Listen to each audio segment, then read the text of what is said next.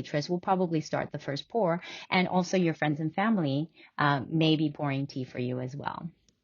So that is the first one. But the historical side of things was you can trace this custom back to the Qing dynasty, which is, I think, in Western years, like in the 1600s, all the way till the 1900s. So a good solid like 400 years ago, we're talking about this.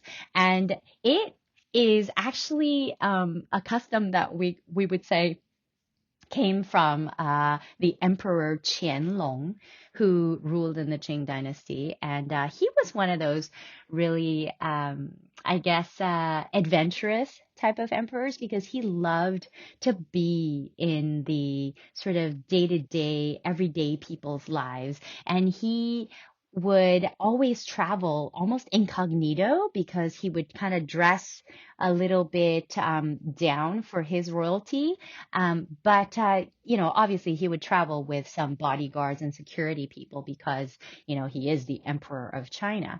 But what he did was he wanted to experience what day-to-day life was like, back in the day. And so there was this, it was said that on one of these occasions, they went to a place that served dim sum and the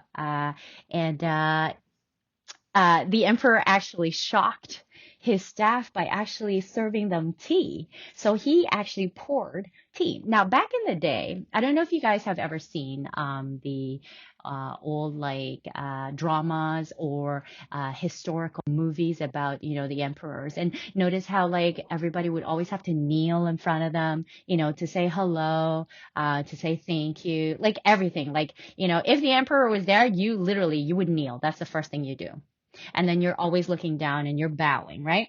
So because they were in the, I would say, sort of in the town per se, and they were out of the imperial palace, his, I guess, staff did not how to, they couldn't give his status away by kneeling down. So what they did was they actually used their fingers because you can actually kneel with your fingers. And that's what they did. They used their fingers and they used two fingers, the pointer finger and their middle finger, to actually almost represent the bowing and the kneeling. And so when the emperor served them tea, that's how the custom came about, that you would say thank you. And they would generally do it twice, the bending over with their fingers.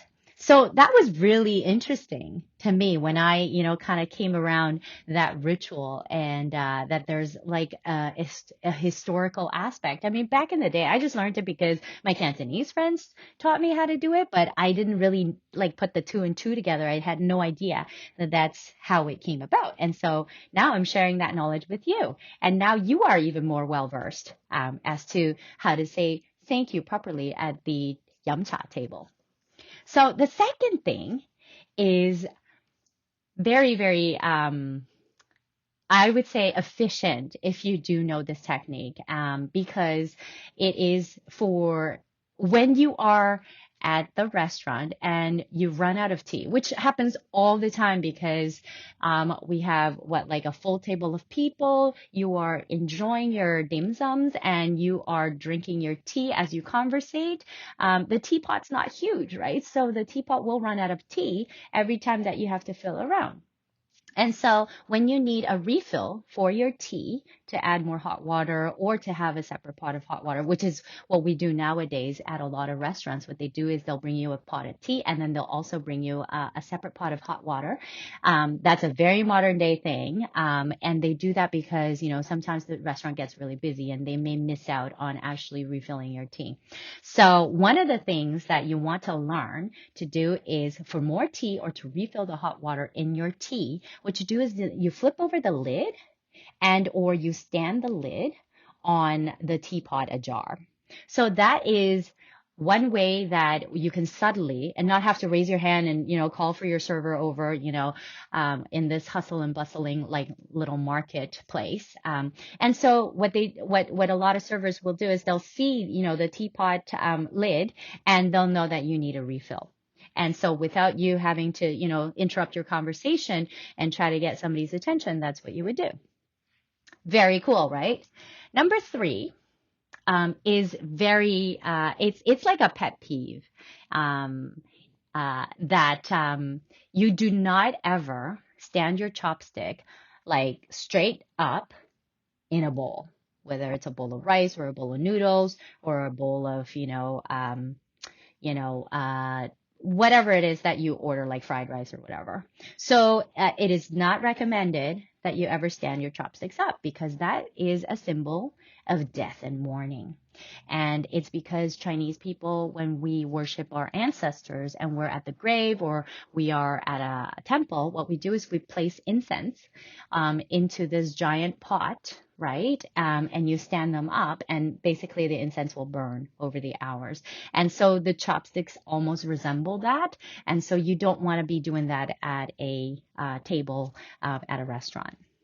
So what you do instead is you lay them horizontally on the edge of the plate, right? So your chopsticks will generally do that. You can more than welcome to put them down horizontally on your plate, or what you can do is some fancier dim sum places, they will have a little chopstick holder so you can lay them and rest them on there. So the fourth thing, as a sign of respect, is you always, always, always pour tea for others before serving yourself. So you notice that as you're, having your conversation and you're drinking and you're eating, that your tea is low. Now, if somebody else hasn't, finished their tea, but they still have maybe half their cup, what you do is you reach for the pot and you fill up everybody else's teacup before you fill up your own. And that is just a courteous thing to do, and it's a sign of respect. And we always do that at dim sum. Okay. And last but not least, dim sum is for sharing. Okay, like keep that in mind. It's a very family style type of meal.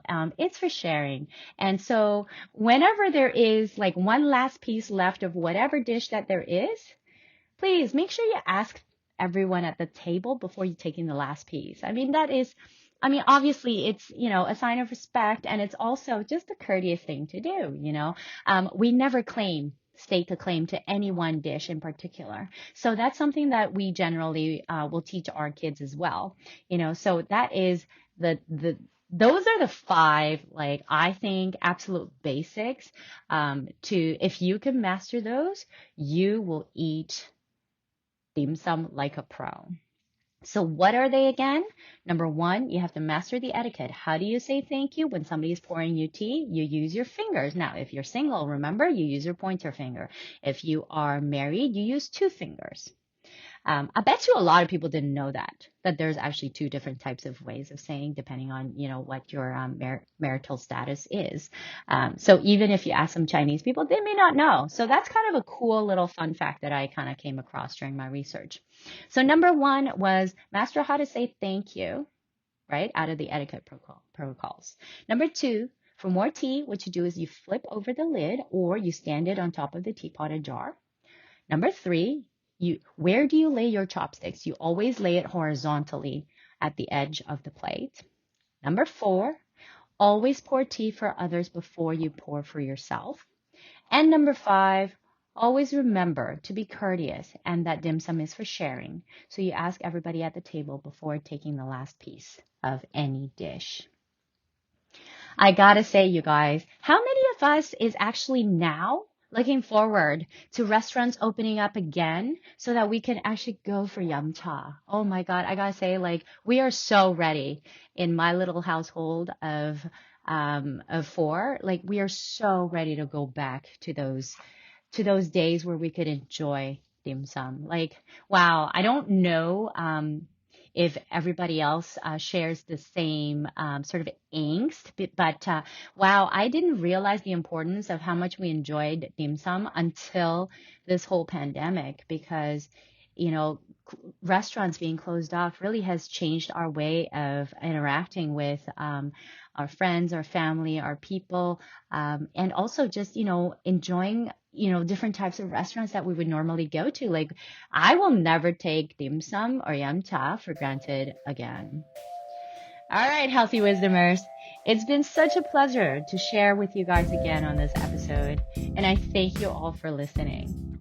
Please take a minute to subscribe, follow, and rate this episode so that we can share the wisdom and have more people join us on this journey. This is the Healthy Wisdom series with Dr. Jen Chen. I'll see you guys next week.